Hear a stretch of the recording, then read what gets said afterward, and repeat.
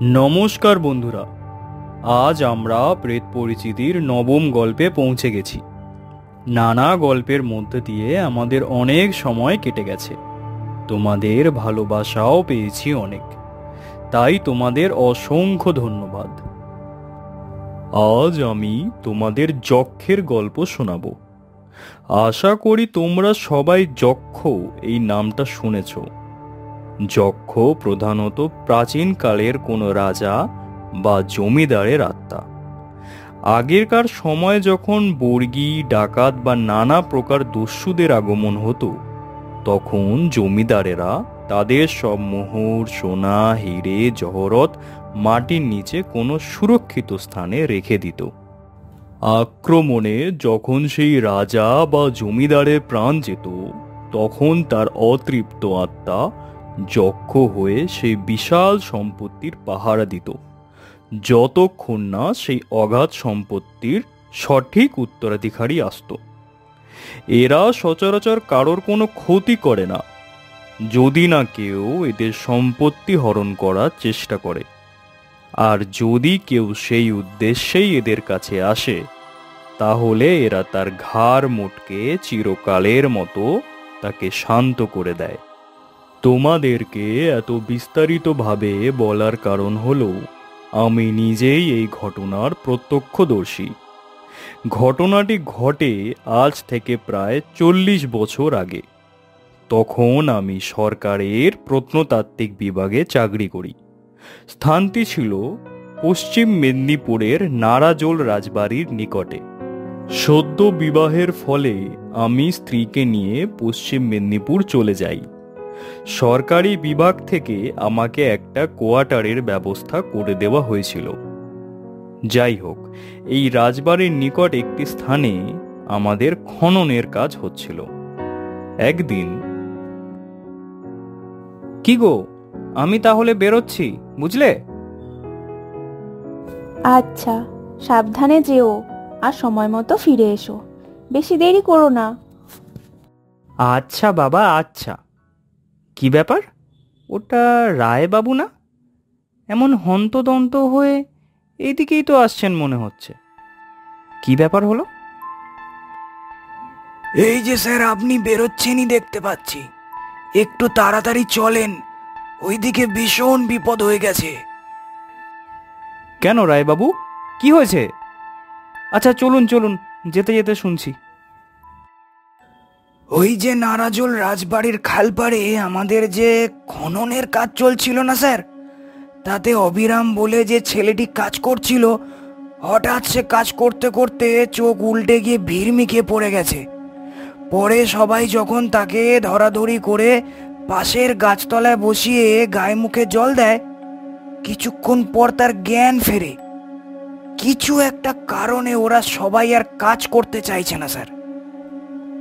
সে কি, কাজ করতে গেলে দুর্ঘটনা তো হবেই, তা বলে কাজ বন্ধ করে দিলে কিভাবে হবে? চলুন তো দেখি, অবিরামের বাড়ি যাই। অবিরাম, এই অবিরাম, বাইরে আয়, দেখ স্যার তোর সাথে দেখা করতে এসেছেন। এই অবিরাম। বলেন বাবু, তবে আমি আগেই বলে দিছি, আমি বা আমরা কেউ আর ওই জায়গাতে কাজ করবুলি বাবু। দেখো অবিরাম, এই সব কাজে কিছু হওয়া খুবই সাধারণ জিনিস। তা নিয়ে তোমরা কাজ বন্ধ করে দিলে কিভাবে চলে বলো তো? তা আমরা জানিনি বাবু, কিন্তু আপনি যদি জোর করে ও জায়গাতে কিছু করতে যান, তাহলে আপনিও ছাড় পাবেননি বাবু। আচ্ছা, এইসব কথা বাদ দাও তো। তুমি কি এমন দেখলে যে কাজ করতে চাইছো না? আপনাকে বললে আপনি কি বিশ্বাস করবেন বটে? কেউ করবেলি। আচ্ছা ঠিক আছে, তুমি বলো তো। তখন খুব ভোর বাবু, চারিদিকে কুয়াশা তখনও কাটেলি। আমার সাথে আরও 2জন লোক ছিল, কোদাল চালাইছি। হঠাৎ মনে হলো সেই কুয়াশার চাদর সরিয়ে কার একটা আবজা মূর্তি আমার সামনে এসে দাঁড়ালো। বিশাল লম্বা বটে, মাথায় কাঁচা পাকা চুল, মাঝখান দিয়ে টেরি বাগানো, বড় বড় লাল 2টো চোখ, নাকের নিচে বিশাল গোঁফ, জমিদারি কাপড় পরে আমার সামনে দাঁড়িয়ে আছে। তার সেই দৈত্যের মতো চেহারা দেখে আমি ভিড়মি খেলাম বাবু। আমি আর ও জায়গায় যাবুলি বাবু। সকালে ঘুম চোখে কি দেখতে কি দেখেছো? আর তুমি তো বললে কুয়াশা ছিল, হয়তো ভুলই দেখেছো। না বাবু, আমি আর কাজ করবুলি। বুড়ুং বাড়ার আশীর্বাদ ছিল বলে আমি এ যাত্রায় বেঁচে ফিরেছি। আমি আর পথ মারাবুলি। আর শ্যামামা তো আগেই আমাদের মানা করেছিল। আপনি আসুন। ঠিক আছে, দেখো তোমরা কি করবে। চলুন রায়বাবু। আচ্ছা রায়বাবু, অভিরাম যে শেষে কার একটা কথা বলল না, উনি কে? শ্যামামা, উনি গ্রামের সব থেকে বয়োজ্যেষ্ঠ। অতি লৌকিক কিছু ক্ষমতাও রয়েছে। এরা সবাই অনেক খুব শ্রদ্ধা করে। আপনার এখানে আসার আগে এই কাজ যখন শুরু হওয়ার কথা হয়, তখন তিনি গ্রামের সবাইকে বারণ করেছিলেন এই কাজটা নিতে। কিন্তু গ্রামের গরিব লোক সব টাকার লোভে কাজটাতে না করেনি। আচ্ছা রায়বাবু, চলুন তো একবার। কোথায় স্যার? ওই ভদ্রমহিলার কাছে। শ্যামা মায়ের কাছে? কিন্তু কেন স্যার? আপনি কি ওনাকে... স্যার, উনি কিন্তু যা বলেন কিছুই ভুল না। আরে না না, চলুন না। এদের এত ভয়ের কারণ কি আমি তো কিছুই বুঝতে পারছি না। প্রণাম নেবেন মা। তোমরা এসেছো? আমি তোমাদের জন্যই অপেক্ষা করছিলাম। বয়স হচ্ছে তো, তাই আর চাইলেও যেতে পারি না। আপনি জানতেন আমরা আসব? হ্যাঁ, বসো। আমি এই গ্রামের বয়োজ্যেষ্ঠ হিসাবে তোমাদের কাছে একটা অনুরোধ করছি বাবা। এই কাজটা তোমরা করো না। বিপদ কিন্তু শুধু এই গ্রামের না, তোমাদের উপরেও আছে। কিসের বিপদ মা? কাজের জন্য কার সমস্যা হতে পারে? রাজা শ্রী রাজেন্দ্র নারায়ণ, উনি ছিলেন এই রাজবংশের শেষ জমিদার। ডাকাতদের আক্রমণে প্রাণ হারান। তবে মারা যাওয়ার আগে তিনি সব সোনা, হিরে, মানিক, মুক্তা একটি স্থানে লুকিয়ে রেখেছিলেন। মৃত্যুর পর যজ্ঞ হয়ে তিনি এই অগাধ সম্পত্তির পাহারা দিয়ে যাচ্ছেন। এর আগে যেই ওখানে গিয়েছে নিজের প্রাণ হারিয়েছে। তাই তোমাদের বলছি বাবা, তোমরা এই দুঃসাহস দেখিও না। কি ব্যাপার মা, এইভাবে কি দেখছেন? তুমি এখনই বাড়ি যাও বাবা। কিন্তু কেন? বাড়িতে তোমার স্ত্রী একা আছে।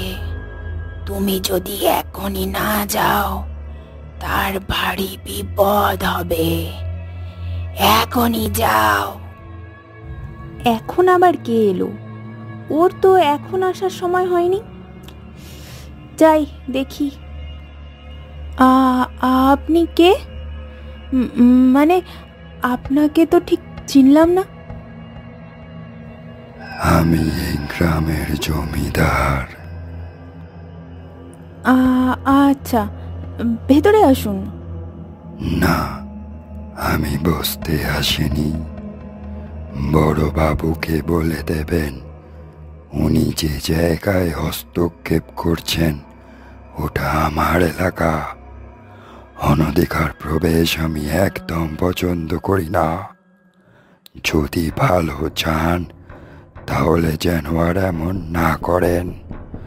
আমি রেখে গেলে ব্যাপারটা খুব একটা ভালো হবে না। আসি।